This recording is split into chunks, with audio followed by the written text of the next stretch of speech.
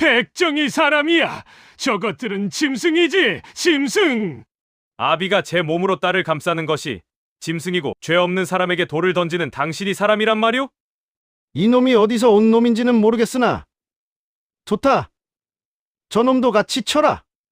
선비님, 저 때문에 이러시면 안 됩니다. 피하세요. 제발. 오늘 여기서 죽는 한이 있어도 죄 없는 사람이 죽는 것을 두고 볼 수는 없다. 이자도 백정을 감싸는 놈이니 함께 잡아가라. 훗날 사람들은 그날의 이야기를 전하며 고개를 저었습니다. 백정의 딸에게 돌을 던지던 그 자리에 낡은 도포를 입은 낯선 선비가 뛰어들어 함께 피를 흘렸다는 것. 그리고 그 선비의 정체가 밝혀지던 날, 고을에서 가장 높던 자가 땅에 엎드려 오줌을 지렸다는 것. 그날 그곳에서 대체 무슨 일이 벌어진 걸까요? 그 초라한 행색의 선비는 누구였으며 돌에 맞아 죽어가던 백정의 딸은 어찌 되었을까요? 이제 이야기를 시작하겠습니다. 옛날, 아주 먼 옛날, 어느 고을에 천민들이 모여 사는 마을이 있었습니다. 그곳은 고을 외곽의 냇가 근처 허름한 움막들이 다닥다닥 붙어 있는 곳이었으니 양반들은 그곳을 가리켜 더러운 것들이 사는 곳이라 하였고 상민들조차 그 마을 근처는 지나가기를 꺼려 애둘러 가곤 하였습니다. 그곳에는 백정과 무당, 광대와 기생의 자식들이 모여 살았기 때문이었습니다. 그 천민촌에 박돌쇠라는 백정이 살고 있었으니 그는 3대째 소와 돼지를 잡아 생계를 이어온 사람이었습니다. 박돌쇠의 아내는 연희를 낳고 산후병으로 세상을 떠났으니 박돌쇠는 홀로 어린 딸을 키우며 피비린내 나는 일을 이어갔습니다. 백정이란 조선 팔도에서 가장 천한 신분 중 하나였으니 사람들은 백정을 사람으로 여기지 않았고 짐승의 피를 묻히는 자들이라 하여 짐승만도 못한 취급을 하였습니다. 박돌쇠는 평생을 그런 멸시 속에서 살아왔으나 딸만은 이런 서러움을 물려주고 싶지 않았습니다. 박돌쇠의 딸 연희는 올해 18이 되었으니 천민촌의 다른 아이들과는 어딘가 다른 구석이 있었습니다. 연희는 어릴 적부터 유난히 총명하여 아버지가 장에서 주워온 헌책을 보고 스스로 그를 깨우쳤고 약초를 캐러 산에 다니는 노파에게서 약초의 이름과 쓰임새를 배워 마을 사람들의 병을 고쳐주기도 하였습니다. 연희의 눈은 맑고 깊었으며 말씨는 조용하되 단정하였고 천한 신부님에도 스스로를 비하하지 않고 당당하게 살아가는 아이였습니다. 아버지 박돌쇠는 그런 딸이 대견하면서도 안쓰러웠으니 아무리 재주가 있어도 백정의 딸이라는 굴레를 벗을 수 없다는 것을 알았기 때문이었습니다. 그해 여름 고을에 큰 역병이 돌았습니다. 사람들이 하나둘 쓰러지기 시작하였으니 의원들도 손을 쓸 수 없다며 고개를 저었습니다. 그런데 이상하게도 천민촌에서는 아무도 죽지 않았으니 연희가 산에서 캐온 약초로 마을 사람들을 치료하였기 때문이었습니다. 역병이 처음 천민촌에 들어온 것은 한 아이를 통해서였습니다. 마을에 사는 최서방의 아들, 겨우 5살 난 아이가 먼저 쓰러졌습니다. 아이는 아침부터 열이 펄펄 끓었고 기침을 하였으며 저녁이 되자 온몸에 붉은 반점이 돋아났습니다. 최서방이 급히 연희를 찾았고 연희는 아이를 보자마자 역병임을 알아차렸습니다. 연희는 노파에게 배운 대로 아이를 격리시키고 아이가 쓴 그릇과 옷을 모두 불에 태우라 하였으며 아이를 돌보는 사람은 반드시 손을 씻고 옷을 갈아입으라 하였습니다. 연희는 산으로 달려가 약초를 캐왔습니다. 감초와 길경, 행인과 시오를 섞어 달여서 아이에게 먹였고 밤새 아이의 곁을 지키며 이마에 찬 물수건을 갈아주고 땀을 닦아주었습니다. 아이는 밤새 헛소리를 하며 괴로워하였으나 새벽이 되자 열이 조금 내렸습니다. 연희는 계속해서 약을 달여 먹였고 사흘째 되는 날 아이의 열이 완전히 내렸으며 붉은 반점도 점차 사라지기 시작하였습니다. 그러나 역병은 그것으로 끝나지 않았습니다. 최서방의 아내가 다음으로 쓰러졌고 이웃집 노인이 그 다음이었으며 연달아 3명이 더 병에 걸렸습니다. 연희는 산을 오르내리며 약초를 캐었고 밤낮으로 약을 다렸으며 환자들을 하나하나 돌보았습니다. 연희는 각 환자의 상태를 살폈으니 누구는 기침이 심하고 누구는 열이 더 높고 누구는 반점이 더 많이 돋았으며 그에 따라 약의 양을 달리하고 처방을 바꾸었습니다. 최서방의 아내는 몸이 약하였으므로 약을 진하게 다려야 하였고 노인은 나이가 많아 약을 너무 세게 쓰면 오히려 해가 될 수 있었으므로 조심스럽게 처방하였으며 젊은 사람들은 회복이 빨랐으므로 약을 먹인 후 충분히 쉬게 하였습니다.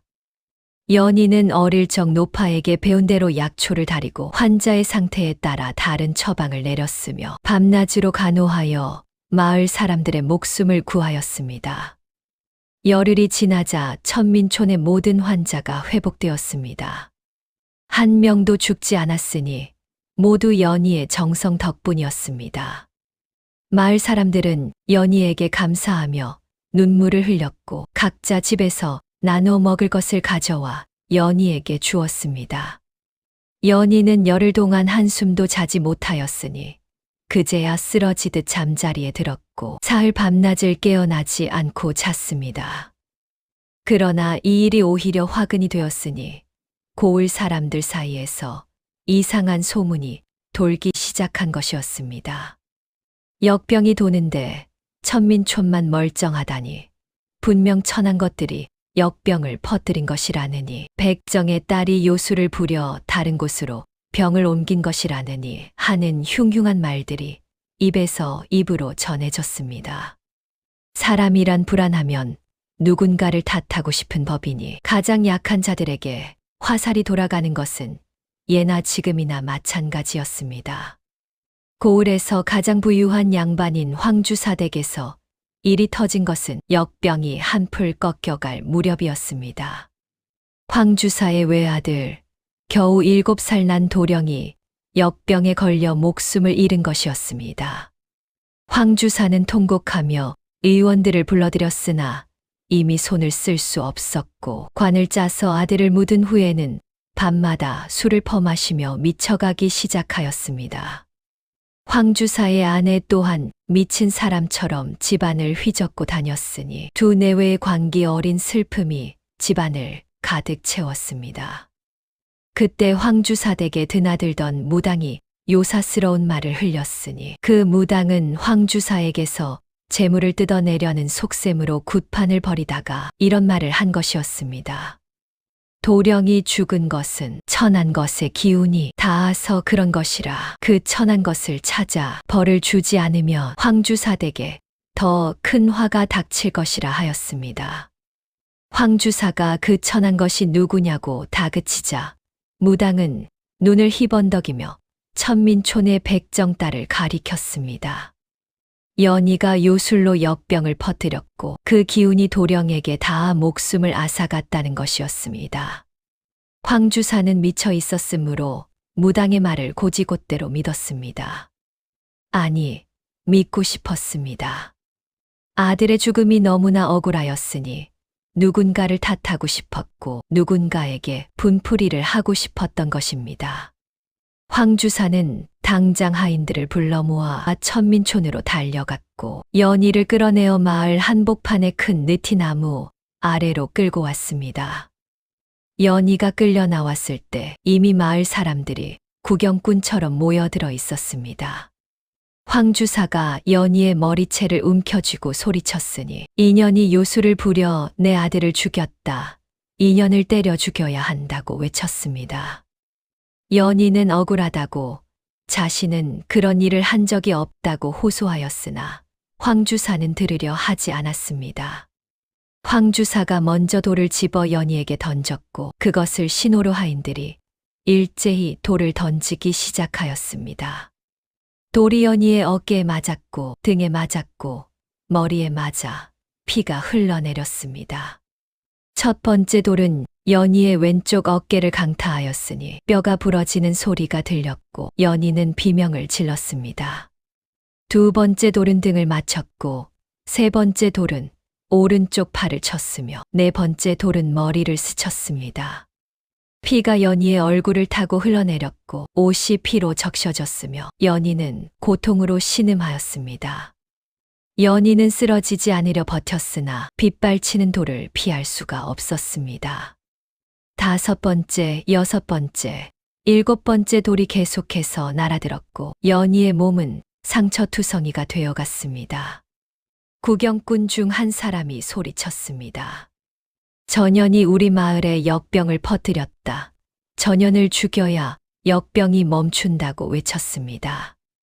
그 말에 다른 사람들도 동조하였고 점점 더 많은 사람이 돌을 집어들었습니다. 처음에는 황주사의 하인 5명만 돌을 던졌으나 이제는 10여 명이 넘는 사람이 돌을 던지고 있었습니다. 그들은 마치 광기에 사로잡힌 것처럼 돌을 집어던졌고 연희를 향해 온갖 욕설을 퍼부었습니다.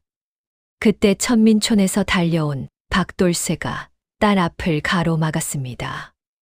박돌쇠는 일터에서 급히 달려왔으니 손에는 아직 피 묻은 칼을 들고 있었고 몸에서는 짐승의 비린내가 났으나 그런 것은 중요하지 않았습니다. 아버지는 두 팔을 벌려 딸을 감싸며 외쳤으니 내 딸은 아무 죄도 없다고 때리려면 나를 때리라고 하였습니다. 박돌쇠의 목소리는 떨렸으나 힘이 있었고 눈에는 눈물이 고였으나 결연하였습니다. 그러나 황주사는 비웃으며 말하였습니다. 백정놈이 감히 나서? 좋다. 너도 같이 맞아라. 돌이 박돌쇠에게도 날아들었습니다. 첫 번째 돌이 박돌쇠의 이마를 강타하였고 피가 쏟아져 내렸습니다. 두 번째 돌은 가슴을 맞췄고 박돌쇠는 휘청거렸으나 쓰러지지 않았습니다. 세 번째 돌은 등을 쳤고 네 번째 돌은 다리를 맞췄으며 다섯 번째 돌은 다시 머리를 강타하였습니다. 박돌쇠는 딸을 감싼 채 꿈쩍도 하지 않았으니 돌에 맞아 이마가 찢어지고 등이 터지고 팔이 부러져도 딸을 놓지 않았습니다. 박돌쇠의 몸은 방패가 되었고 딸에게 날아오는 모든 돌을 제 몸으로 막았습니다. 피가 박돌쇠의 얼굴을 타고 흘러내렸고 도포가 찢어져 살이 드러났으며 그 살에서도 피가 흘러나왔습니다. 박돌쇠의 몸에서 흘러나온 피가 땅에 웅덩이를 만들었고 연희의 옷이 아버지의 피로 완전히 적셔졌습니다. 연희는 아버지의 품에서 울부짖었으나 구경하던 마을 사람들 중 아무도 말리지 않았습니다. 오히려 어떤 이들은 슬금슬금 돌을 집어 던지기 시작하였으니 천민에게 돌을 던져도 아무런 벌을 받지 않는다는 것을 알았기 때문이었습니다. 바로 그때 느닷없이 한 사람이 달려들어 연희와 박돌쇠를 감쌌습니다. 그것은 젊은 선비였으니 낡은 도포를 입고 갓도 쓰지 않은 초라한 행색이었습니다. 선비는 두 팔을 벌려 부녀를 감싸며 돌을 제 등으로 받았고 피가 솟구쳐도 물러서지 않았습니다. 사람들이 일순 멈칫하였으니 양반 행색의 자가 천민을 감싸는 것은 상상도 못할 일이었기 때문이었습니다. 황주사가 버럭 소리쳤습니다. 내 놈은 누구냐? 양반이 감히 백정년을 감싸? 선비가 차갑게 대답하였습니다. 사람이 사람을 때려 죽이려 하는데 양반이면 그냥 지나가란 말이오? 황주사가 코웃음을 쳤습니다. 백정이 사람이야? 저것들은 짐승이지. 짐승. 짐승이라 하였소? 저 아비가 제 몸으로 딸을 감싸는 것이 짐승이고 죄 없는 사람에게 돌을 던지는 당신이 사람이란 말이오? 황주사의 얼굴이 불그락푸르락 변하였습니다. 선비의 말이 전곡을 찌른 것이었으나 황주사는 인정할 수 없었습니다. 이놈이 어디서 온 놈인지는 모르겠으나 오늘 여기서 같이 죽고 싶은 게로군. 좋다. 저놈도 쳐라. 돌이 다시 날아들었습니다. 선비는 연희와 박돌쇠를 감싼 채 돌을 맞았으니 이마가 찢어지고 입술이 터지고 등이 피투성이가 되어도 물러서지 않았습니다. 연희는 선비의 품에서 울며 말하였습니다. 선비님, 저희 때문에 이러시면 안 됩니다. 피하세요, 제발. 선비는 미소를 지었습니다. 피가 흐르는 얼굴로 미소를 지으며 말하였습니다. 염려 마라. 오늘 여기서 죽는 한이 있어도 죄 없는 사람이 죽는 것을 두고 볼 수는 없다. 그때 박돌쇠가 의식을 잃고 쓰러졌습니다. 너무 많은 돌을 맞아 더 이상 버틸 수 없었던 것입니다. 선비는 쓰러진 박돌쇠를 한 팔로 끌어안고 다른 팔로 연희를 감싼 채 천민촌 쪽으로 물러서기 시작하였습니다. 황주사가 하인들에게 소리쳤으나 이미 날이 어두워지고 있었고 구경꾼들도 하나둘 흩어지기 시작하였습니다. 황주사는 내일 다시 와서 끝장을 내겠다며 이를 갈고 돌아갔습니다. 선비는 피투성이가 된 채로 연희와 박돌쇠를 천민촌까지 데려갔습니다. 박돌쇠는 중상이었으니 온몸에 상처가 났고 갈비뼈가 부러진 듯 숨을 쉴 때마다 피가 섞인 기침을 하였습니다. 연희는 울며 아버지를 간호하였고 선비는 자신의 상처는 돌보지 않은 채 박돌쇠의 치료를 도왔습니다. 연희가 선비에게 물었습니다. 선비님은 누구시옵니까? 어찌 천한 저희를 위해 목숨을 거시는 것입니까? 선비가 대답하였습니다. 나는 그저 길을 지나가던 선비일 뿐이다. 이름은 이도윤이라 하오. 한양에서 내려와 각지를 유람하는 중이었소. 하오나 선비님, 저희는 백정이옵니다. 저희를 도우시면 선비님의 명예에 누가 됩니다. 선비, 아니 도윤은 고개를 저었습니다. 명예, 사람의 목숨보다 귀한 명예가 어디 있단 말이오? 양반이든 천민이든 피 흘리면 아프고 돌에 맞으면 죽는 것은 마찬가지 아니오? 연희는 그 말에 가슴 한 구석이 뜨거워지는 것을 느꼈습니다. 태어나서 처음으로 자신을 사람으로 대해주는 양반을 만난 것이었습니다. 그날 밤 도윤은 연희의 움막에서 상처를 치료받았습니다. 연희는 약초를 달여 선비의 상처에 바르고 깨끗한 천으로 싸매 주었습니다. 도윤은 연희의 손놀림을 보며 감탄하였으니 의원 못지않은 솜씨였기 때문이었습니다. 그대는 의술을 어디서 배웠소? 어릴 적에 약초 캐는 노파에게 배웠사옵니다. 책도 몇 권 읽었고요. 책을 읽을 줄 아시오? 연희가 고개를 끄덕이자 도윤의 눈이 빛났습니다. 글을 어디서 배웠소? 천민촌에 서당이 있을 리는 없을 텐데. 장에서 주워온 헌책으로 혼자 깨우쳤사옵니다. 아버지가 장에 가실 때마다 버려진 책을 주워다 주셨거든요. 도윤은 놀라움을 감추지 못하였습니다. 버려진 책으로 혼자 글을 깨우치다니 보통 재주가 아니었습니다. 도윤은 연희에게 몇 가지 질문을 던졌으니 사서삼경의 구절을 물었고 간단한 계산을 시켜보았으며 약초의 이름과 쓰임새를 물었습니다. 연희는 모든 질문에 막힘없이 대답하였으니 도윤은 감탄을 금치 못하였습니다. 그대는 참으로 비범한 사람이오. 이런 재주를 가지고도 이곳에서 썩고 있다니 하늘이 야속하구려. 연희는 쓸쓸히 웃었습니다. 선비님께서 그리 말씀하시니 황송하옵니다만 천한 몸에 재주가 있으면 무엇하겠습니까? 백정의 딸은 백정의 아내가 되거나 기방에 팔려가거나 둘 중 하나일 뿐입니다. 도윤의 얼굴에 어두운 그림자가 지나갔습니다.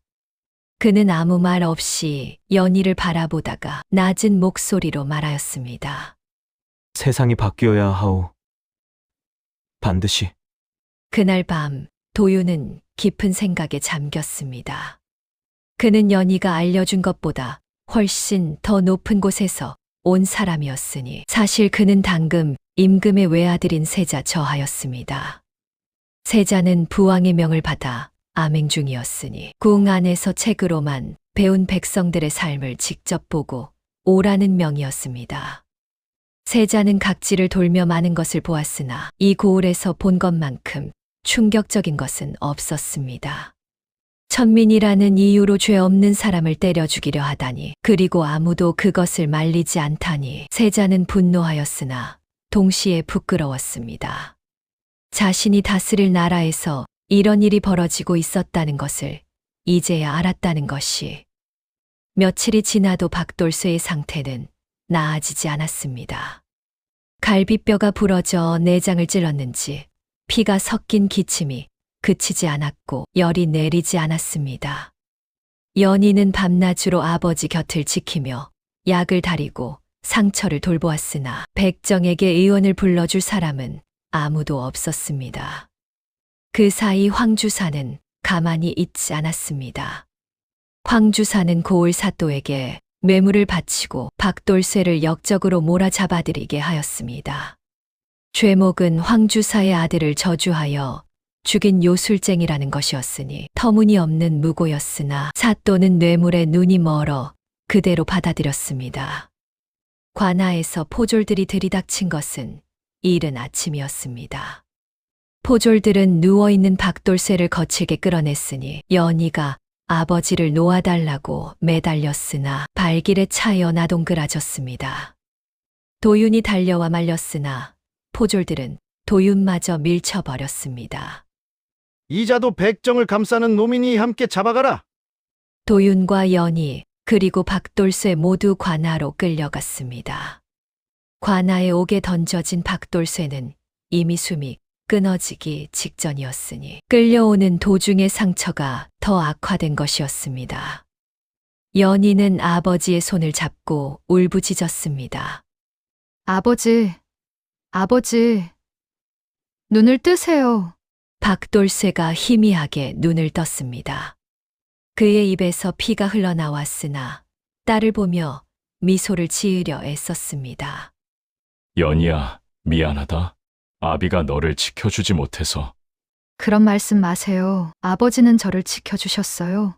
돌을 다 막아주셨잖아요. 이 아비는 네가 백정의 딸로 태어난 것이 평생 한이었다.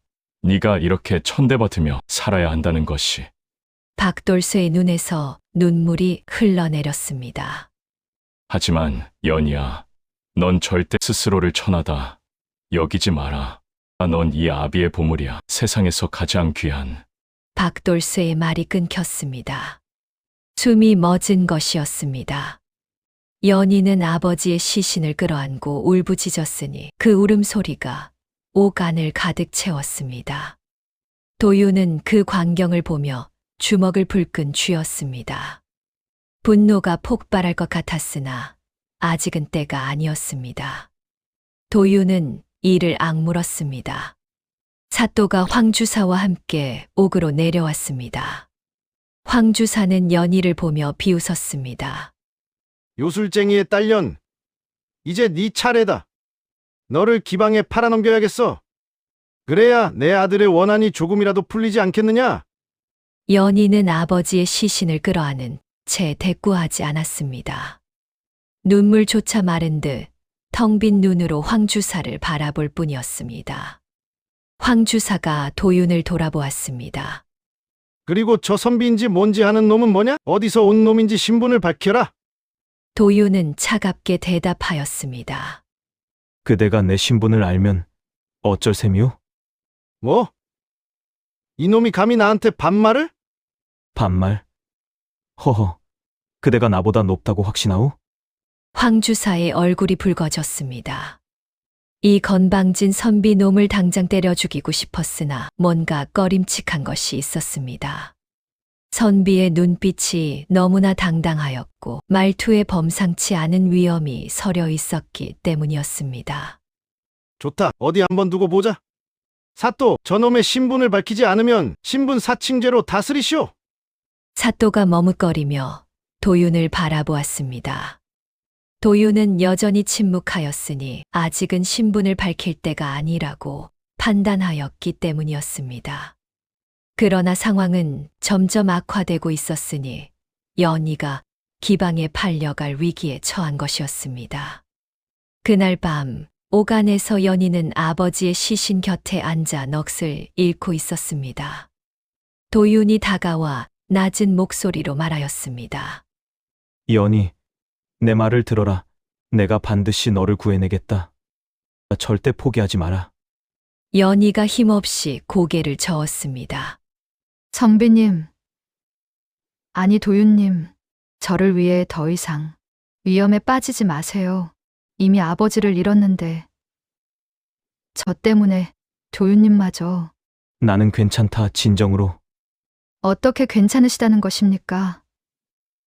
항주사와 사또가 작당을 하였는데 어찌 빠져나가시겠습니까? 도윤은 미소를 지었습니다. 그 미소에는 묘한 자신감이 서려 있었습니다. 연희, 내게는 아직 보여주지 않은 것이 있다. 때가 되면 알게 될 것이다. 다만, 그때까지 조금만 버텨다오. 연희는 그 말의 의미를 알지 못하였으나 도윤의 눈빛에서 무언가를 느꼈습니다. 이 사람은 보통 선비가 아니라는 것을. 이튿날 황주사는 연희를 끌어내어 기방에 팔아넘기려 하였습니다. 기방의 주인이 은자 10냥을 들고 왔으니 연희의 얼굴이 곱고 글을 읽을 줄 안다는 소문을 듣고 찾아온 것이었습니다. 황주사는 흡족한 표정으로 연희를 넘기려 하였습니다. 바로 그 순간 도윤이 소리쳤습니다. 멈춰라. 황주사가 짜증 섞인 목소리로 돌아보았습니다. 뭐야? 저놈이 또? 사또. 저놈을 당장 곤장으로 다스려야 합니다. 사또가 포졸들에게 손짓하였고 포졸들이 도윤을 끌어내려 하였습니다. 그때 도윤이 품속에서 무언가를 꺼내 들었습니다. 그것은 금빛으로 빛나는 패였으니 용문양이 정교하게 새겨져 있었고 뒷면에는 붉은 글씨로 무언가가 적혀 있었습니다. 포졸들이 멈칫하였습니다. 그들은 글을 읽을 줄 몰랐으나 금패에 새겨진 용문양이 무엇을 의미하는지는 알고 있었습니다.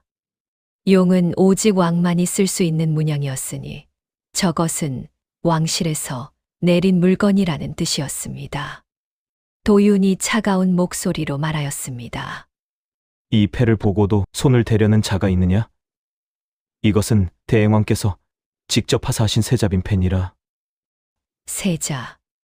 그 말이 떨어지자 오간이 일순 조용해졌습니다. 사또의 얼굴이 새파랗게 질렸고 황주사는 멍하니 서 있다가 갑자기 무릎이 꺾이며 땅에 엎드렸습니다. 포졸들도 우르르 땅에 엎드렸으니 모두가 부들부들 떨고 있었습니다. 도윤이 말하였습니다. 아니, 이제는 세자라 불러야 할 그가 말하였습니다. 과인은 세자 이도윤이니라. 부왕의 명을 받들어 암행 중이었거늘 이 고을에서 이런 일을 보게 되었도다. 황주사는 오줌을 지리며 땅에 엎드려 떨었습니다. 저하! 저하! 용서하소서! 소인이 잘못하였사옵니다. 세자는 황주사를 차갑게 내려다보았습니다. 용서. 그대는 무당의 헛소리를 믿고 죄 없는 백성을 죽음으로 몰았으며 돌을 던져 사람을 죽였도다. 용서를 바라는가? 황주사가 머리를 땅에 박으며 애걸하였습니다. 저하! 소인이 미쳤사옵니다. 아들을 잃은 슬픔에 정신을 잃고 제발 목숨만은. 그래. 그대는 미쳤다. 아들을 잃은 슬픔에 미쳐서 죄 없는 사람을 죽였지. 하나 그대가 돌을 던져 죽인 박돌쇠도 딸을 지키려다 죽지 않았느냐? 그대의 슬픔만 슬픔이고 저 백정의 딸의 슬픔은 슬픔이 아니란 말이냐? 세자의 목소리가 얼음처럼 차가웠습니다. 그대는 천민이라는 이유만으로 사람을 짐승 취급하였고 그것이 당연하다 여겼도다.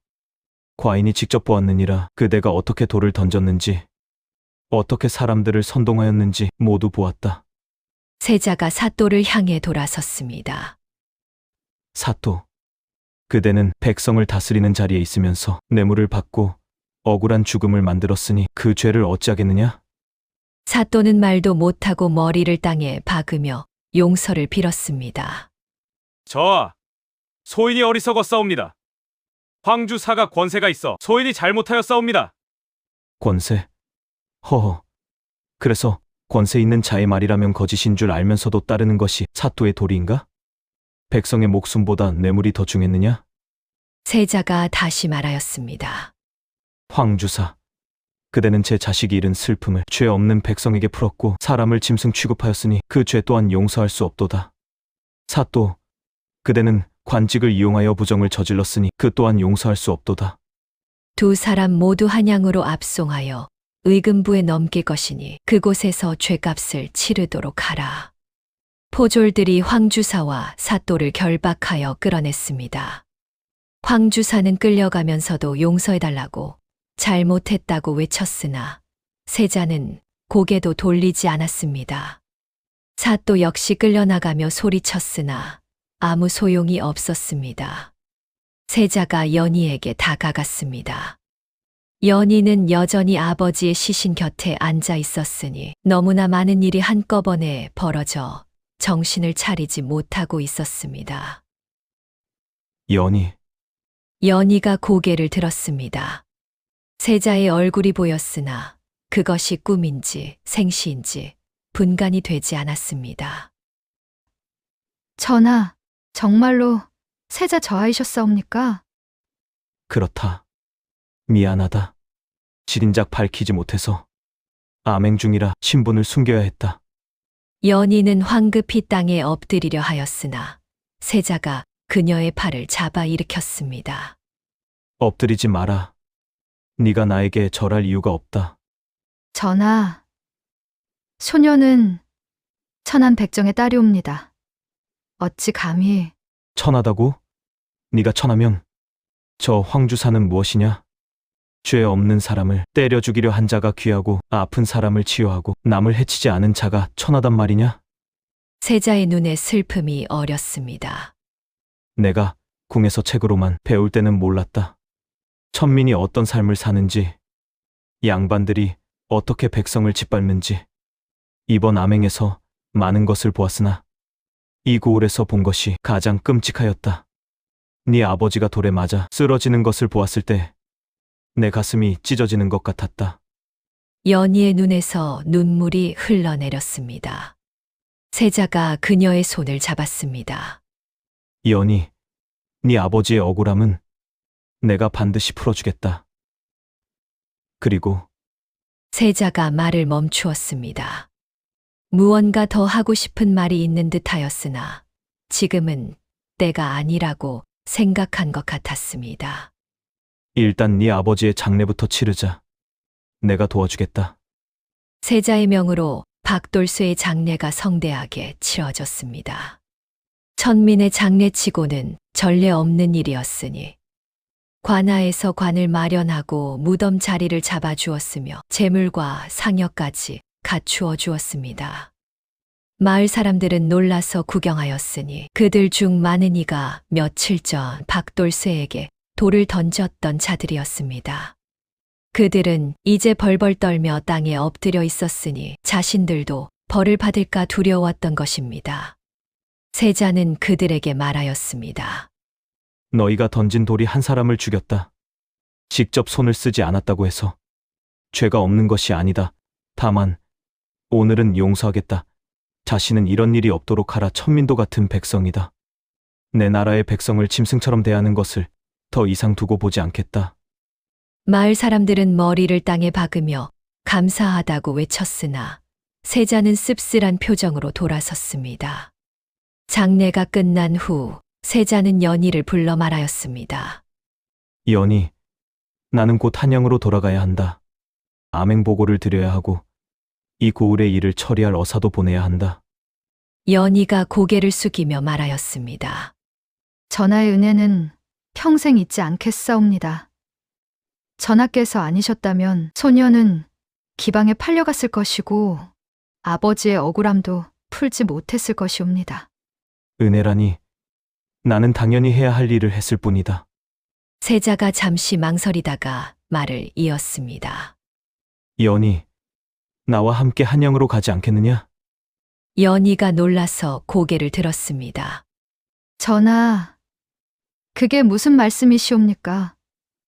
소녀는 천한 백정의 딸이옵니다. 어찌 감히 한양까지. 신분은 중요하지 않다. 네 재주와 마음씨가 중요한 것이다. 네가 의술에 밟고 글을 읽을 줄 안다는 것을 내가 직접 보았다. 궁에는 네 재주를 쓸 곳이 많다. 연희는 망설였습니다. 세자의 제안은 꿈만 같았으나 한편으로는 두려웠습니다. 백정의 딸이 궁에 들어간다니 그것이 가능한 일인지 알 수 없었습니다. 세자가 연희의 손을 잡았습니다. 지금 당장 대답하지 않아도 된다. 내가 한양으로 돌아간 후 사람을 보내겠다. 그때 마음을 정해다오. 연희는 고개를 끄덕였습니다. 세자는 미소를 지으며 떠났고 연희는 그 뒷모습을 바라보며 마음이 복잡하였습니다. 아버지를 잃은 슬픔, 세자에 대한 감사함, 그리고 무언가 이름 붙일 수 없는 감정이 뒤섞여 있었습니다.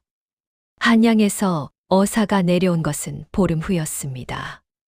어사는 세자의 명을 받들어 황주사의 죄상을 낱낱이 밝혔으니 그 죄목은 한두 가지가 아니었습니다.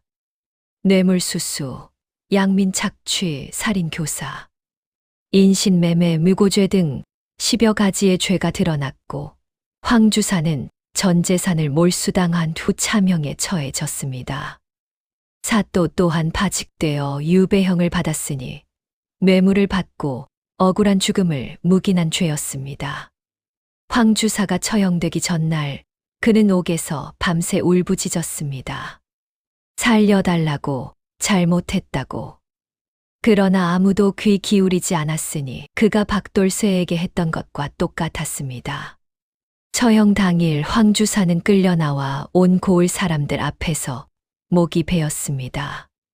그의 가족들은 재산을 잃고 노비로 전락하였으니 천민을 짐승 취급하던 자의 가족이 천민보다 못한 신세가 된 것이었습니다. 연희는 그 광경을 멀리서 바라보았습니다. 황주사가 죽어도 아버지가 돌아오는 것은 아니었으나 마음 한구석에 있던 응어리가 조금은 풀리는 것 같았습니다. 연희는 아버지의 무덤 앞에 가서 이 소식을 전하였습니다. 아버지, 그 자가 벌을 받았습니다. 아버지를 죽인 자가 목숨으로 대가를 치렀습니다. 이제 편히 쉬세요. 연희는 무덤 앞에서 한참을 울었습니다. 슬픔과 분노, 그리고 허탈함이 뒤섞인 눈물이었습니다.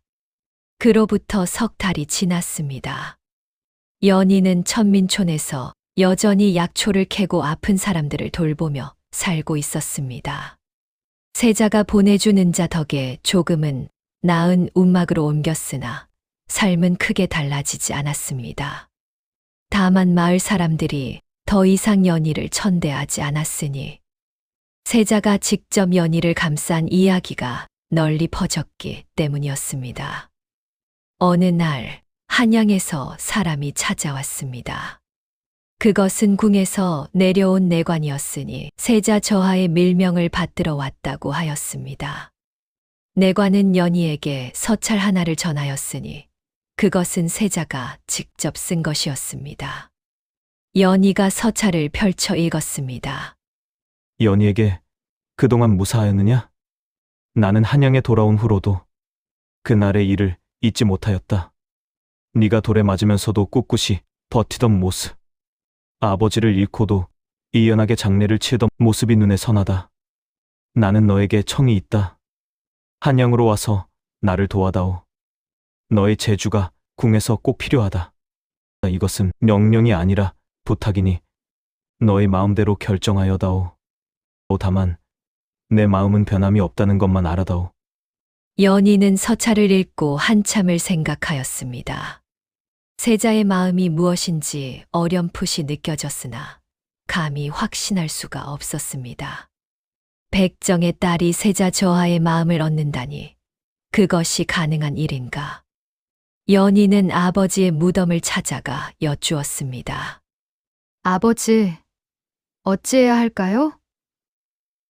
세자 저하께서 한양으로 오라 하십니다. 가야 할까요? 말아야 할까요? 바람이 불었습니다. 아버지의 대답은 없었으나 연희는 마음을 정하였습니다. 연희는 내관을 따라 한양으로 향하였습니다. 천민촌을 떠날 때 마을 사람들이 나와 배웅하였으니 그들 중 많은 이가 연희에게 약을 지어 받거나 도움을 받은 사람들이었습니다. 연희는 그들에게 인사를 하고 길을 떠났습니다. 마을 사람들은 손을 흔들며 연희의 앞길에 복이 있기를 빌었고 꼭 다시 돌아오라고 외쳤습니다. 한양까지 가는 길은 멀고도 험하였습니다. 연희는 평생 천민촌 밖으로 나가본 적이 거의 없었으니 모든 것이 낯설고 신기하였습니다. 첫날 연희와 내관은 큰 강을 건넜습니다. 강에는 나룻배가 있었고 뱃사공이 노를 저어 강을 건너주었습니다. 연희는 평생 배를 타본 적이 없었으니 처음에는 무서워 배 한가운데 앉아 움직이지 못하였으나 점차 익숙해지자 강물을 바라보며 감탄하였습니다. 강은 넓고 깊었으며 물살이 세게 흘렀고 강 건너편에는 큰 마을이 보였습니다. 강을 건넌 후 일행은 주막에서 점심을 먹었습니다. 내관이 주막 주인에게 좋은 음식을 내오라 하였고 주인은 밥과 국, 나물과 생선구이를 내왔습니다. 연희는 평생 이렇게 좋은 음식을 먹어본 적이 없었으니 조심스럽게 먹으며 감사해 하였습니다. 주막에는 다른 손님들도 있었으니 상인들과 나그네들이 밥을 먹으며 이야기를 나누고 있었습니다. 그들은 연희를 보며 수군거렸으나 내관이 노려보자 입을 다물었습니다. 첫날 밤 일행은 어느 주막에 묵었습니다. 내관은 연희를 위해 방을 따로 잡아주었고 주막 주인에게 좋은 이불을 깔아주라 하였습니다. 연희는 처음으로 제대로 된 방에서 자게 되었으니 천민촌의 움막과는 비교할 수 없이 깨끗하고 따뜻하였습니다. 연희는 밤새 잠을 이루지 못하였으니 아버지 생각이 나서 눈물을 흘렸고 앞으로 어떻게 될지 불안하여 가슴이 두근거렸습니다.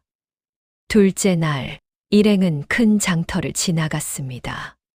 장터는 연희가 다니던 작은 장터와는 비교할 수 없이 컸으니 수백 명의 사람들이 모여 물건을 사고 팔고 있었습니다.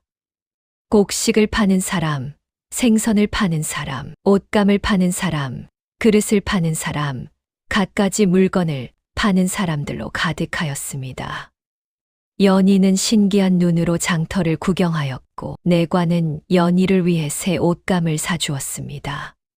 좋은 무명이었으니 연희는 황송해하며 받았고 평생 이렇게 좋은 옷감을 받아본 적이 없다며 감사해하였습니다.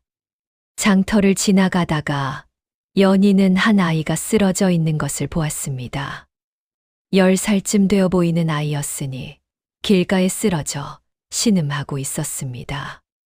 사람들은 아이를 피해 지나갔고 아무도 거들떠보지 않았습니다. 연희가 내관에게 잠깐만 기다려달라 하고는 아이에게 다가갔습니다. 아이는 열이 펄펄 끓고 있었고 배를 움켜쥐고 괴로워하고 있었습니다. 연희가 아이의 맥을 짚어보니 체한 것이었습니다. 연희는 근처 약방으로 달려가 약재를 구해왔습니다. 약방 주인이 돈을 달라 하자 내관이 은자를 주었고 연희는 약재를 받아 아이에게 먹였습니다. 한 시즌쯤 지나자 아이의 배가 풀렸고 열이 내렸으며 아이가 눈을 떴습니다. 아이의 어머니가 달려와 아이를 끌어안으며 울었고 연희에게 거듭 감사하였습니다. 어머니는 가난한 상민이었으니 아이에게 의원을 불러줄 돈이 없었다고 하였습니다. 연희는 아이가 건강해진 것만으로도 충분하다며 미소를 지었습니다. 셋째 날, 일행은 산길을 넘었습니다. 산은 높고 험하였으니 길이 좁고 돌이 많아 걷기가 힘들었습니다. 연희는 평생 걸어 다녔으므로 괜찮았으나 내관은 나이가 들어 힘들어하였습니다. 연희가 내관을 부축하며 천천히 산을 올랐고 내관은 연희의 배려에 감사해하였습니다. 산 중턱에서 잠깐 쉬었을 때 내관이 연희에게 말하였습니다. 아씨, 세자 저하께서 아씨를 얼마나 기다리시는지 아십니까? 제가 무엇라고 저하께서 기다리시겠습니까? 저하께서는 한양에 돌아오신 후로 매일같이 아씨 이야기를 하셨습니다. 아씨가 무사한지, 아씨가 한양으로 올지, 아씨가 자신의 마음을 알아줄지 걱정하셨습니다. 연희가 얼굴을 붉히며 고개를 숙였습니다. 내관이 웃으며 말하였습니다. 저하께서는 아씨를 진심으로 아끼십니다. 신분이 다르다고 하여 마음까지 다른 것은 아니옵니다. 연희는 아무 말 없이 고개를 끄덕였습니다. 넷째 날, 일행은 드디어 한양에 도착하였습니다. 한양은 연희가 상상했던 것보다 훨씬 컸으니 사람들이 북적거리고 집들이 빽빽이 들어서 있었으며 큰 길이 사방으로 뻗어 있었습니다. 연희는 한양의 모습을 보며 입을 다물지 못하였으니 평생 이런 큰 도시를 본 적이 없었기 때문이었습니다. 내관이 연희를 데리고 궁 밖의 별채로 향하였고 별채에 도착하였을 때는 해가 지고 있었습니다. 한양에 도착한 연희는 먼저 궁 밖의 별채에 머물게 되었습니다. 세자가 직접 마련해 준 곳이었으니 연희가 궁에 들어가기 전에 예절과 법도를 익히도록 배려한 것이었습니다. 별채는 작지만 아름다운 곳이었습니다. 작은 정원이 있었고 연못에는 잉어가 헤엄치고 있었으며 방은 깨끗하고 따뜻하였습니다. 연희는 평생 이런 곳에서 살아본 적이 없었으니 처음에는 불편하고 어색하였으나 점차 익숙해졌습니다. 첫 달, 연희는 김상궁에게 궁중 예절을 배웠습니다. 김상궁은 궁에서 30년을 일한 노련한 상궁이었으니 세자께서 직접 부탁하여 연희를 가르치도록 한 것이었습니다. 김상궁은 처음에 연희를 보고 놀랐습니다. 천민의 딸이라는 말을 들었으나 연희의 태도와 말씨가 예사롭지 않았기 때문이었습니다. 김상궁은 연희에게 절하는 법을 가르쳤습니다. 임금 앞에서의 절, 중궁 앞에서의 절, 비빈 앞에서의 절이 모두 달랐으니 연희는 하나하나 배웠습니다. 연희는 아침부터 저녁까지 절 연습을 하였고 무릎이 까지고 허리가 아파도 불평하지 않았습니다. 김상궁이 감탄하며 말하였습니다. 아씨는 배우는 것이 빠르시옵니다. 다른 궁녀들은 이것을 배우는데 석 달이 걸렸는데 아씨는 열흘 만에 다 익히셨습니다. 상궁마마, 아직 부족한 것이 많사옵니다. 더 가르쳐 주소서. 김상궁은 연희에게 걷는 법도 가르쳤습니다.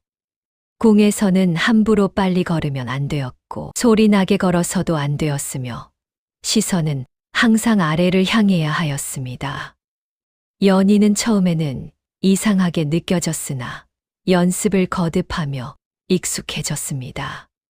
김상궁은 또한 말하는 법도 가르쳤으니 높은 사람 앞에서는 어떻게 말해야 하고 낮은 사람 앞에서는 어떻게 말해야 하는지 세세하게 알려주었습니다. 둘째 달, 연희는 박상궁에게 궁중법도를 배웠습니다. 박상궁은 김상궁보다 더 엄하였으니 작은 실수도 용납하지 않았습니다.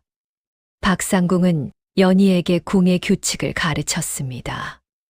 어느 전에 언제 가야 하고 어느 길로 가야 하며 누구를 만나면 어떻게 해야 하는지 모두 정해져 있었습니다.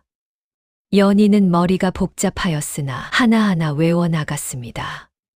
박상궁은 연희에게 옷 입는 법도 가르쳤습니다. 궁에서는 옷을 입는 것도 정해진 순서가 있었으니 속옷을 먼저 입고 그 다음 치마를 입고 그 다음 저고리를 입어야 하였습니다. 옷을 입을 때는 주름이 생기면 안 되었고 띠를 맬 때는 정확히 가운데에 매야 하였으며 머리를 빗을 때는 한 올도 흐트러지면 안 되었습니다. 연희는 처음에는 답답하게 느껴졌으나 이것이 궁의 법도라는 것을 알았고 열심히 배웠습니다. 박상궁은 또한 연희에게 음식 먹는 법도 가르쳤습니다. 궁에서는 음식을 먹을 때도 법도가 있었으니 소리 내어 먹으면 안 되었고 젓가락질하는 방법도 정해져 있었으며 밥그릇을 드는 방법도 정해져 있었습니다. 연희는 하나하나 배웠고 실수할 때마다 박상궁에게 꾸중을 들었으나 불평하지 않고 다시 연습하였습니다. 셋째 달, 연희는 어이에게 더 깊은 의술을 배웠습니다. 어이는 궁에서 가장 뛰어난 의원이었으니 세자께서 직접 부탁하여 연희를 가르치도록 한 것이었습니다. 어이는 처음에 천민의 딸에게 의술을 가르치는 것이 못마땅하였으나 세자의 명이었으므로 따를 수밖에 없었습니다. 그러나 어이는 연희를 가르치면서 생각이 바뀌었습니다. 연희는 이미 상당한 의술을 알고 있었고 어이가 가르쳐 주는 것을 단번에 이해하였으며 오히려 어이가 모르는 약초의 쓰임새를 알려주기도 하였습니다. 어이가 놀라서 물었습니다. 아씨는 의술을 어디서 배우셨소? 천민촌에 계시던 노파에게 배웠사옵니다. 노파께서는 젊은 시절 궁에서 일하셨다 하였습니다. 어이가 고개를 끄덕이며 말하였습니다. 그 노파가 누구인지 알 것 같소. 아마도 예전에 궁에서 침선비로 일하던 분일 것이오. 그분은 의술에도 밝았고 많은 것을 아셨지 아씨가 그분에게 배웠다니 복이 많으시오. 어이는 연희에게 궁중의술을 가르쳤습니다. 궁에서는 일반 백성들과 다른 약재를 썼고 더 정교한 처방을 하였으며 침을 놓는 법도 달랐습니다. 연희는 어이에게 배운 것을 하나도 놓치지 않고 익혔고 어이는 점점 더 연희를 인정하게 되었습니다. 어이가 말하였습니다. 아씨의 의술은 이미 웬만한 의원보다 뛰어나오. 아씨가 천한 신부만 아니었다면 틀림없이 훌륭한 어이가 되었을 것이오. 연희는 석 달 동안 궁녀에게 예절을 배우고 상궁에게 법도를 익혔으며 어이에게 더 깊은 의술을 배웠습니다. 연희는 무엇이든 빨리 배웠으니 가르치는 이들이 모두 혀를 내둘렀습니다. 그 사이 세자는 틈틈이 별채를 찾아왔습니다. 두 사람은 차를 마시며 이야기를 나누었으니 세자는 나라를 다스리는 일에 대해 고민을 털어놓았고 연희는 백성들의 삶에 대해 이야기해 주었습니다. 세자는 연희의 이야기를 들으며 많은 것을 배웠으니 궁 안에서는 결코 들을 수 없는 이야기들이었습니다. 어느 날 세자가 연희에게 물었습니다. 연희, 나는 너에게 숨기고 싶지 않다. 내 마음을 알겠느냐? 연희가 고개를 숙이며 대답하였습니다. 전하, 소녀는 감히 감히 무엇이냐? 내가 물은 것은 네 마음이다. 내 마음은 이미 정해져 있으니 네가 어떻게 생각하느냐가 중요한 것이다. 연희가 떨리는 목소리로 말하였습니다. 전하께서 소녀에게 베풀어 주신 은혜는 이루 말할 수 없사옵니다. 그러나 소녀는 천한 백정의 딸이옵니다. 전하의 곁에 있을 자격이 자격. 내가 자격을 따진다면 너에게 이런 말을 하지도 않았을 것이다. 세자가 연희의 손을 잡았습니다. 연희, 네가 내 곁에서 돌을 맞던 그날 나는 이미 마음을 정하였다. 내가 나를 원하지 않는다면 강요하지 않겠으나 네 마음이 조금이라도 나를 향하고 있다면 내 곁에 있어다오. 연희의 눈에서 눈물이 흘러내렸습니다. 그것은 슬픔의 눈물이 아니었습니다. 평생 천대받으며 살아온 그녀에게 이 나라에서 가장 높은 사람이 손을 내밀고 있었습니다. 연희는 떨리는 목소리로 대답하였습니다. 전하, 소녀도 전하를 뵌 그날부터 더 이상 말을 잇지 못하였으나 세자는 알아들었습니다. 세자가 연희의 손을 꼭 잡으며 미소 지었습니다. 고맙다. 연희, 내 반드시 너를 지키겠다. 그로부터 1년 후 임금이 승하하시고 세자가 왕위에 올랐습니다.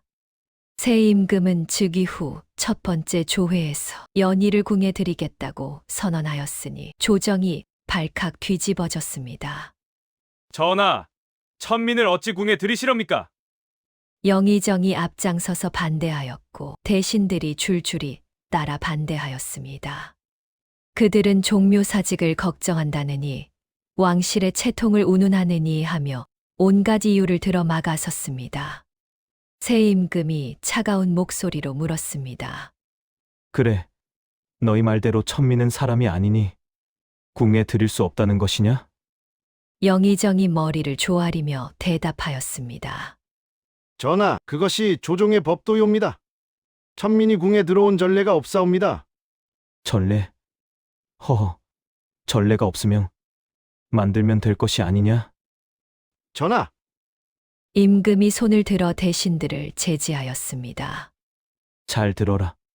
과인이 암행을 나갔을 때 한 마을에 역병이 돌았는데 어느 누구도 나서지 않고 사람들이 죽어가는 것을 지켜만 보았다. 그러던 그때 그 여인이 나타나 목숨 걸고 병자들을 돌보았으며 결국에는 역병의 치료법을 찾아 사람들을 살려냈다. 지금 이 자리에 있는 그 누가 역병이 도는 곳에서 목숨 걸고 백성을 돌보겠는가? 대신들은 아무 말도 하지 못하고 고개를 숙였다. 이 나라의 백성들은 짐의 모든 것이다. 짐은 백성들을 위해 이 자리에 있고 살아간다. 그러기에 그 여인은 짐의 생명의 은인이나 다름없다. 하오나 전하, 역병이다. 사람 몇이 죽어나가는 게 아니라 마을에 있는 모든 사람들을 죽게 하고 나아가서는 이 나라의 모든 사람을 죽게 할 수도 있는 것이다. 그런데도 그런 자를 천하다고 하는 것이냐? 임금이 대신들을 쏘아보았습니다. 백성들의 목숨을 구한 자는 천하고 백성이 죽든 말든 한양에서 편히 앉아있던 너희가 귀하단 말이냐? 어디 대답해보아라. 대신들이 아무 말도 하지 못하였습니다. 더 이상 반대할 명분이 없었습니다. 임금이 단호하게 선언하였습니다. 과인은 연희를 수건으로 책봉할 것이다. 다시는 이 일로 입을 열지 마라. 입을 여는 자는 과인의 목숨을 경시하는 자로 알겠다. 대신들이 머리를 조아리며 성은이 망극하다고 외쳤으나 그 속마음은 어떠하였을지 알 수 없는 일이었습니다. 그러나 감히 임금의 명을 거역할 수는 없었으니 연희는 마침내 궁에 들어오게 되었습니다. 연희가 궁에 들어온 첫날, 비빈들과 궁인들의 시선은 차가웠습니다. 그들은 연희를 천한 것이라 손가락질하였고 뒤에서 수군거렸으며 노골적으로 무시하였습니다. 중궁전의 상궁이 다른 상궁들에게 수군거렸으니 천한 백정의 딸이 어찌 감히 궁에 들어왔느냐, 전하께서 정신이 나가신 것이 아니냐 하였습니다. 동궁전의 궁녀들도 연희를 보면 코웃음을 쳤고 일부러 연희가 지나가는 길에 물을 쏟기도 하였으며 연희의 방 앞에 쓰레기를 버리기도 하였습니다. 인비는 연희를 가장 노골적으로 멸시하였습니다. 인비는 명문가의 딸로 궁에 들어왔으니 스스로를 높게 여겼고 연희를 짐승만도 못한 것으로 취급하였습니다. 어느 날 연희가 궁의 후원을 거닐고 있을 때 인빈이 궁녀들을 데리고 나타났습니다.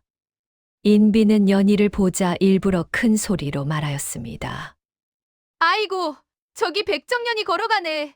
저것 때문에 후운에서 피비린내가 나는 것 같구나. 어서 물을 뿌려 냄새를 없애거라.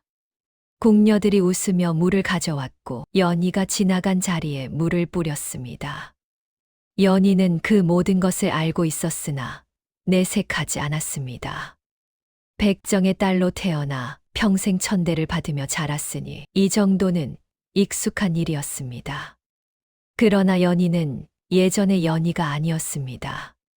궁에서 연희는 자신의 재주를 조용히 펼쳐 보였으니 궁인이 아플 때 약을 다려 주었고 비빈들의 사소한 병을 고쳐 주었으며 어느 누구에게도 굽실거리지 않되 예의는 잃지 않았습니다. 어느 날 중궁마마께서 두통으로 고생하고 계셨습니다. 어이가 약을 올렸으나 효과가 없었고 중궁마마는 나흘째 고통으로 신음하고 계셨습니다. 연희가 그 소식을 듣고 중궁전을 찾아가 아뢰었으니 자신이 두통에 휴험이 있는 약을 알고 있다고 하였습니다. 중궁전의 상궁이 코웃음을 치며 백정년이 감히 중궁마마를 뵙겠다고 하느냐며 내쫓으려 하였으나 중궁마마께서 들어오라 하셨습니다. 연희는 중궁마마께 절을 올리고 두통의 증상을 여쭈었습니다. 중궁마마께서 어디가 아프시고 언제 아프시고 어떻게 아프신지 자세히 물었고 중궁마마께서 대답하셨습니다. 연희는 맥을 짚어보고 혀를 살펴본 후 두통의 원인이 간에 있다고 아뢰었습니다. 연희는 약초를 처방하였고 직접 약을 다려 올렸습니다. 중궁마마께서 약을 드신 후 하룻밤을 주무시니 이튿날 두통이 완전히 사라졌습니다. 중궁마마께서 크게 기뻐하시며 연희를 칭찬하셨고 어이보다 낫다고 하셨으며 앞으로 몸이 불편하면 연희를 부르겠다고 하셨습니다. 이 일이 있은 후 중궁전의 상궁들도 연희를 함부로 대하지 못하게 되었고 다른 전의 상궁들도 연희를 다르게 보기 시작하였습니다. 그러나 인빈의 미움은 더욱 깊어졌습니다. 인빈은 중궁마마께서 연희를 칭찬하시는 것을 보고 질투가 났고 연희를 궁에서 쫓아낼 방법을 궁리하기 시작하였습니다. 인빈은 자신의 궁녀를 시켜 연희를 감시하게 하였고 연희가 실수하기를 기다렸으며 연희를 모함할 기회를 노렸습니다. 어느 날 인빈은 기회를 잡았습니다. 궁에서 귀한 비취 비녀가 사라진 것이었습니다. 그 비녀는 중궁마마께서 아끼시던 것이었으니 중궁마마께서 크게 놀라시며 찾으라 명하셨습니다. 인빈은 몰래 자신의 궁녀를 시켜 그 비녀를 훔쳐 연희의 방에 숨겨두게 하였습니다. 그리고 중궁마마께 아뢰었으니 연희의 방을 수색해보면 비녀를 찾을 수 있을 것이라 하였습니다. 중궁마마께서 상궁들을 시켜 연희의 방을 수색하게 하셨고 과연 비녀가 나왔습니다. 상궁들이 비녀를 들고 중궁전으로 가져왔고 중궁마마께서 크게 노하셨습니다. 중궁마마께서 연희를 불러들이라 명하셨고 연희는 황급히 중궁전으로 달려갔습니다. 내가 내 비녀를 훔쳤느냐? 중궁마마의 목소리는 차가웠습니다. 연희는 놀라서 고개를 저었습니다. 소녀는 그런 일을 한 적이 없사옵니다.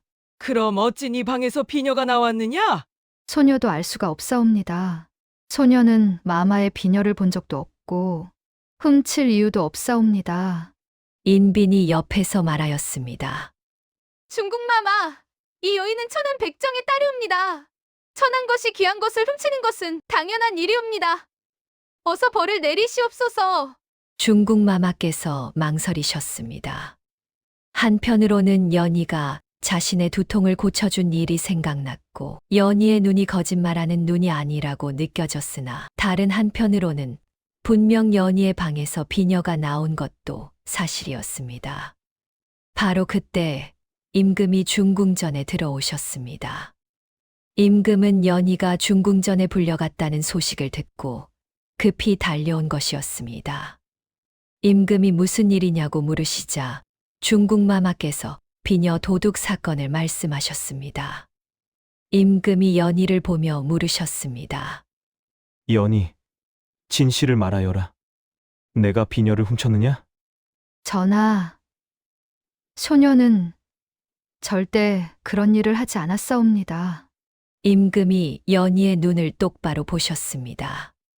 임금은 연희의 눈에서 진실을 보았습니다. 임금이 중궁마마께 아뢰었습니다. 중궁마마, 연희는 거짓말을 하지 않았습니다. 누군가 연희를 모함한 것이옵니다. 하오나 전하, 분명 연희의 방에서 비녀가 나왔사옵니다. 임금이 인빈을 날카롭게 바라보았습니다. 인빈, 그대가 연희의 방을 수색하자고 하였다지? 인빈이 당황하며 대답하였습니다. 그것은 소첩이 연희를 의심한 것이 아니라 그럼 어찌 연희의 방에 비녀가 있다는 것을 알았느냐? 그대가 미리 알고 있지 않았다면 어찌 연희의 방을 수색하자고 할 수 있었겠느냐? 인빈의 얼굴이 하얗게 질렸습니다. 임금이 차가운 목소리로 말씀하셨습니다. 상궁, 인빈의 궁녀들을 모두 불러들여라. 그리고 하나하나 신문하라. 상궁들이 인빈의 궁녀들을 불러들였고 임금이 직접 신문하셨습니다. 처음에는 궁녀들이 모른다고 잡아떼었으나 임금이 엄하게 다그치자 한 궁녀가 결국 자백하였습니다. 인빈이 시켜서 비녀를 훔쳐 연희의 방에 숨겨두었다고 하였습니다. 중궁마마께서 크게 노하시며 인빈을 꾸짖으셨습니다. 인빈, 그대가 어찌 이런 짓을 할 수 있느냐?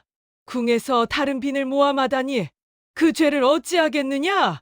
인빈이 땅에 엎드려 용서를 빌었으나 임금은 냉정하셨습니다. 인빈, 그대는 오늘부터 한 달간 자신의 처소에 갇혀 지내라. 그리고 그 기간 동안 깊이 반성하도록 하라. 인빈이 끌려나갔고 임금이 연희에게 다가와 손을 잡으셨습니다. 연희, 놀랐겠구나. 괜찮으냐? 전하, 저는 괜찮사옵니다. 전하께서 믿어주셨으니 임금이 연희를 끌어안으며 말씀하셨습니다. 내가 늘 네 곁을 지킬 수는 없다. 하지만 언제든 위험에 처하면 나를 찾아라. 내가 반드시 너를 지킬 것이다. 이 사건 이후 궁의 비빈들과 궁인들은 더 이상 연희를 함부로 대하지 못하게 되었습니다. 임금께서 연희를 얼마나 아끼시는지 모두가 알게 되었고 함부로 연희를 괴롭히면 큰 벌을 받는다는 것도 알게 되었습니다. 처음에는 연희를 멸시하던 이들도 점차 그녀를 다르게 보기 시작하였으니 천한 출신인데도 당당하고 의연한 모습이 예사롭지 않았기 때문이었습니다. 연희는 높은 사람 앞에서도 고개를 숙이되 비굴하지 않았고 낮은 사람 앞에서도 교만하지 않았으며 누구에게나 예의 바르되 자존심을 잃지 않았습니다. 궁인들은 연희를 보며 저분은 비록 천한 출신이나 마음만은 귀하다고 수군거렸고 일부 상궁들은 연희를 은근히 응원하기 시작하였습니다. 임금은 연희를 지극히 아꼈습니다. 밤마다 연희의 처소를 찾았으니 둘은 차를 마시며 이야기를 나누었고 임금은 나라를 다스리는 고민을 연희에게 털어놓았습니다. 연희는 백성의 입장에서 조언을 해주었으니 임금은 그 조언을 귀담아 들었습니다. 그 다음 해 연희는 임금의 아들을 낳았습니다. 해산이 가까워지자 임금은 밤낮으로 연희의 처소 밖에서 기다렸고 궁의 모든 어의가 대기하였으며 상궁들이 산파를 불러왔습니다. 연희는 이틀 밤낮을 고통 속에서 보냈으니 첫 아이라 해산이 순조롭지 않았기 때문이었습니다. 임금은 밖에서 애가 타며 기다렸고 연희의 신음 소리가 들릴 때마다 가슴이 찢어지는 것 같았습니다. 사흘째 되는 날 새벽 마침내 아이의 울음소리가 들렸습니다. 건강한 사내아이였으니 임금은 기쁨에 겨워 연희의 처소로 달려 들어갔습니다. 연희는 땀에 젖고 기력이 다한 상태였으나 아이를 품에 안고 미소를 지었습니다. 임금이 연희의 손을 잡으며 말하였습니다. 수고했소. 정말 수고했소. 연희가 아이를 임금에게 보여주었습니다. 작고 붉은 얼굴, 꼭 쥔 작은 주먹, 힘차게 울어대는 아이를 보며 임금은 눈물을 흘렸습니다.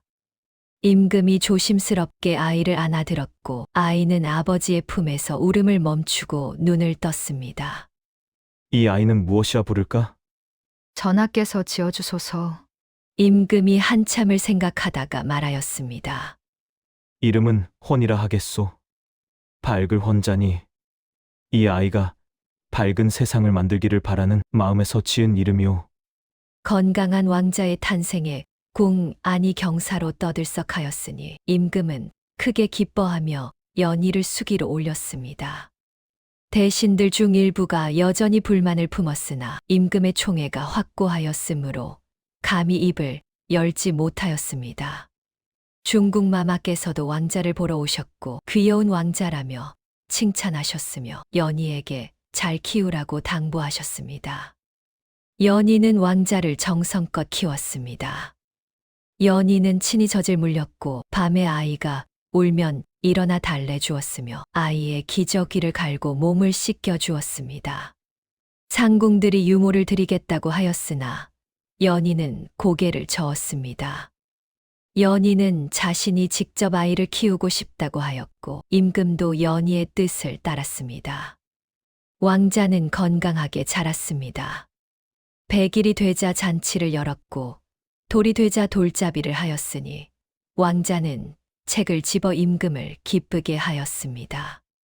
2 돌이 되자 왕자는 걷기 시작하였고 3 돌이 되자 말을 하기 시작하였으며 4 돌이 되자 글자를 배우기 시작하였습니다. 왕자는 총명하였으니 1번 가르치면 2번 물어보지 않았고 책을 좋아하여 하루 종일 책을 읽었으며 어머니인 연희를 극진히 따랐습니다.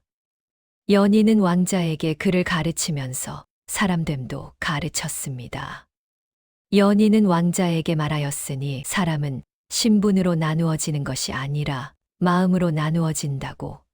귀한 신분이라고 해서 귀한 사람이 아니고 마음이 귀해야 귀한 사람이라고 가르쳤습니다. 왕자가 물었습니다. 어마마마, 그럼 어마마마는 귀한 사람이십니까? 어마마마는 천한 백정의 딸이었단다. 그러나 사람을 천하게 여기지 않으려 애썼고 아픈 사람을 돌보려 노력하였지. 그것이 어마마마를 귀하게 만들었단다. 왕자가 고개를 끄덕이며 말하였습니다. 저도 어마마마처럼 되고 싶어요. 사람을 천하게 여기지 않고 아픈 사람을 돌보는 사람이 되고 싶어요. 연희가 왕자를 끌어안으며 말하였습니다. 그래. 그렇게 되거라. 네가 커서 임금이 되면 모든 백성을 똑같이 아끼는 임금이 되거라. 임금은 연희가 왕자를 가르치는 모습을 보며 흐뭇해하였습니다. 임금은 연희야말로 최고의 스승이라 생각하였고 왕자가 연희에게 배운 것들을 평생 잊지 않고 살기를 바랐습니다. 세월이 흘러 연희는 귀인까지 올랐습니다. 궁 안에서 그녀를 천하다고 손가락질하는 이는 더 이상 없었으니 연희의 인품과 재주를 모두가 인정하게 된 것이었습니다. 연희는 궁에서도 겸손하고 어진 품성을 잃지 않았으니 높은 지위에 올라서도 교만해지지 않았고 궁인들을 따뜻하게 대하였으며 어려운 처지의 사람들을 늘 돌보았습니다. 세월이 흘러 연희는 귀인까지 올랐습니다. 궁 안에서 그녀를 천하다고 손가락질하는 이는 더 이상 없었으니 연희의 인품과 재주를 모두가 인정하게 된 것이었습니다. 연희는 궁에서도 겸손하고 어진 품성을 잃지 않았으니 높은 지위에 올라서도 교만해지지 않았고 궁인들을 따뜻하게 대하였으며 어려운 처지의 사람들을 늘 돌보았습니다. 연희는 평생 아버지를 잊지 않았습니다. 해마다 아버지의 기일이 되면 궁에서 제를 올렸으니 임금도 함께하였습니다. 임금은 백정이었던 장인을 극진히 모셨고 제를 올릴 때는 반드시 연희의 곁에 있었으며 연희가 우는 것을 보면 함께 눈물을 흘렸습니다. 연희는 아버지의 영전에 고하였습니다. 아버지, 소녀가 여기까지 왔사옵니다. 아버지께서 보호하셨기에 이 자리에 있을 수 있었사옵니다. 아버지의 손자도 건강하게 자라고 있사옵니다. 부디 편히 쉬소서.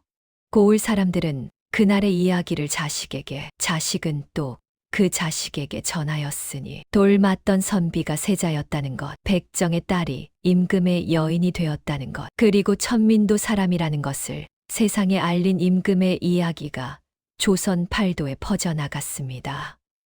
사람들은 이 이야기를 전하며 말하였습니다. 하늘은 스스로를 낮추지 않는 자를 돕는다 하였거늘 연희는 천한 신분에도 스스로를 비하하지 않았고 어려운 처지에서도 남을 도왔으며 목숨이 위태로운 순간에도 의로움을 잃지 않았으니 그것이 하늘을 움직여 마침내 보답을 받은 것이라. 또한 사람들은 그날 함께 돌을 맞은 선비의 이야기를 전하며 말하였습니다. 진정한 임금이란 궁 안에서 편히 앉아 백성을 다스리는 자가 아니라 백성의 고통을 제 몸으로 느끼고 그것을 고치려 애쓰는 자라 하였거늘 그 임금은 백정의 딸과 함께 돌을 맞으며 비로소 진정한 임금이 되었노라. 이렇게 하여 억울한 자의 한은 풀리고 악한 자는 벌을 받았으며 선한 자는 마침내 제 자리를 찾았으니 이것이 바로 하늘의 이치요 인과응보라 하였습니다. 돌을 맞던 백정의 딸이 임금의 여인이 되고 돌을 던지던 자들은 몰락하여 천민보다 못한 신세가 되었으니 세상에 이보다 더한 반전이 어디 있으리요. 이 이야기를 들은 이들은 부디 기억하시기 바랍니다. 사람의 귀함과 천함은 태어남에 있는 것이 아니라 마음에 있는 것이니 아무리 높은 신분이라도 마음이 천하면 천한 것이요. 아무리 낮은 신분이라도 마음이 귀하면 귀한 것이라. 사람을 볼 때 겉을 보지 말고 속을 보라. 신분을 보지 말고 마음을 보라. 자, 이것으로 오늘의 이야기는 끝이 났습니다. 오늘 이야기가 마음에 남으셨다면 구독과 좋아요를 꼭 눌러주시고 다음 이야기도 함께 들어주시기 바랍니다. 저는 또 다른 이야기를 들고 조용히 돌아오겠습니다. 감사합니다.